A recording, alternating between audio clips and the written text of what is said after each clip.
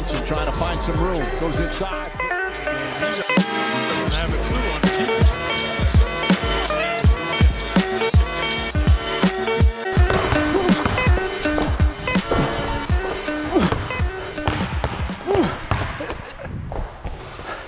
All right, guys, dribble hold segment. So right now, dribble holds are essentially the ball handler holding their defender on their back or maybe on their back hip and stopping and controlling them.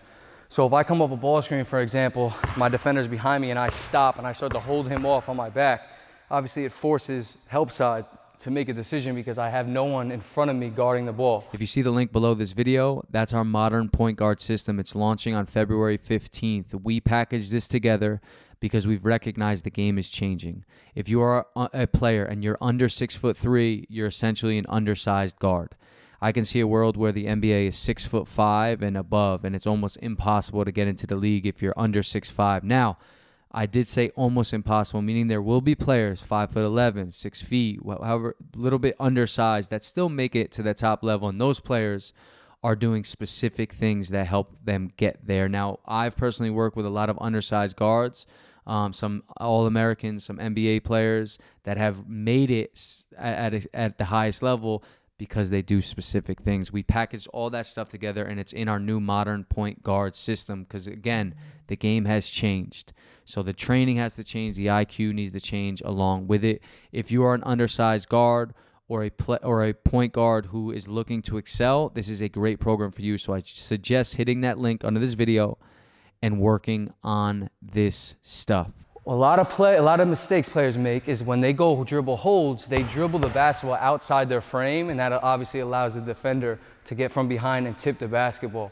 So I want to go middle pick and roll action here, come to my stop, and as I'm getting into my dribble hold, even if my feet are staggered, I'm essentially going to extend my elbow and work on more of a middle dribble because this takes away the tap from behind, and then IQ-wise, or feel-wise, I have to be able to feel if he goes to the left side or right side, and then I make a decision to where if he went left side, I could turn the ball, take a partial step, and then get downhill.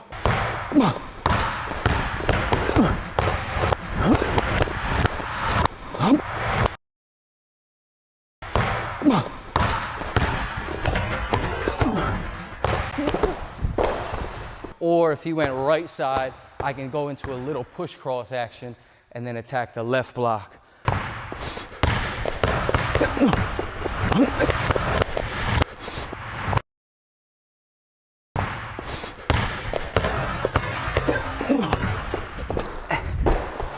So pay attention to the ball placement and then pay attention to that dribble actions where I go turn or I go into that little push cross, but it's not really perfect because typically you're dribbling with this action from the hip. It's a little more awkward when that ball is in the center of your frame, but it's necessary to go from here to here, or like I said, here, turn, and get downhill. Let's look at it.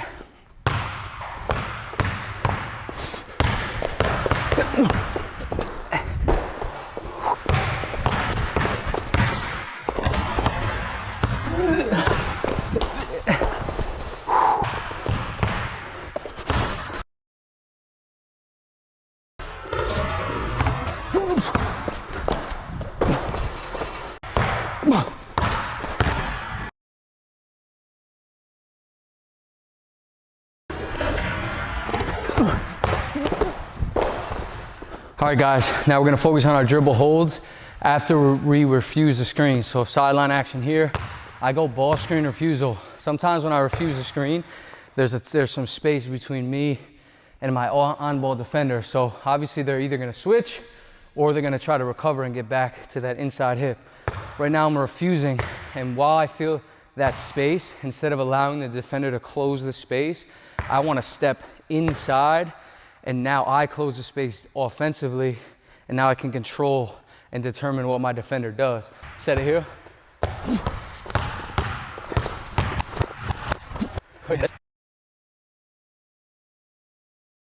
Set it here.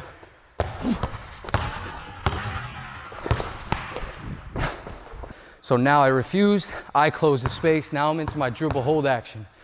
Obviously the screener, the help, if he starts to backpedal and zone it off, he's making a decision. If I can hold off and I can look back at my big, or even if my big rim runs, that help side has to make a decision. So he can get back, he can stay. That's when I go pocket pass, or I can go opposite if they exit.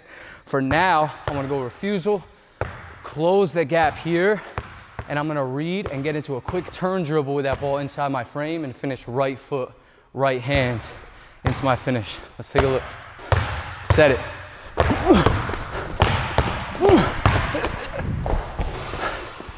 Well, it's just a quick turn and then a quick lay. So if I get here and I'm holding off and that big starts to play and kind of starts to shift his weight to get back to the screener, I go quick turn and then quick layup with the ball out of my hand.